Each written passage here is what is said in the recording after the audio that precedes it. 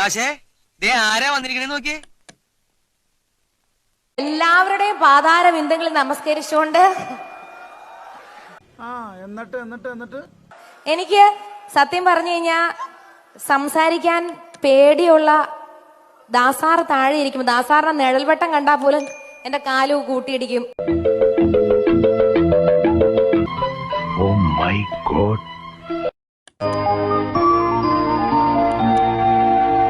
അപ്പൊ ദാസാർ താഴെ ഇരിക്കുമ്പോ സത്യം പറഞ്ഞാ റീമയുടെ കാണപ്പെട്ട ദൈവം ആരാന്ന് ആരെങ്കിലും ചോദിച്ചു കഴിഞ്ഞാൽ ഞാൻ കണ്ണും പൂട്ടി പറയും. ഏതൊരു മലയാളിയെ പോലെ ഞാൻ പറയും, ഇതിലൊക്കെ ഭേദം നീ വാ തുറക്കാതിരിക്കുന്നതാ.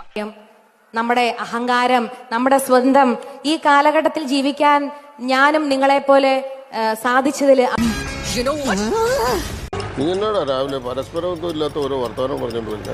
ഈ കാലഘട്ടത്തിൽ ജീവിക്കാൻ ഞാനും നിങ്ങളെ പോലെ സാധിച്ചതിൽ അഭിമാനിക്കുന്നു. നമ്മുടെ എല്ലാം പ്രിയങ്കരനായ സാക്ഷാൽ ഗാനഗന്ധർവൻ അത് ദാസാർ തന്നെയാണ്. ഞാനങ്ങ് ഭയന്നു പോയി. ഇത്രയുള്ള കാര്യം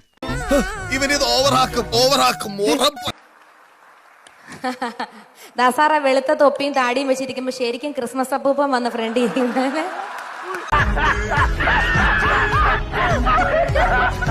ശരിക്കും ക്രിസ്മസ് അപ്പൂപ്പൻ വന്ന ഫ്രണ്ട് അയ്യോ എന്തേലും പറഞ്ഞെങ്കിൽ ക്ഷമിക്കണേ. എങ്ങനെ ഇരിക്കണം?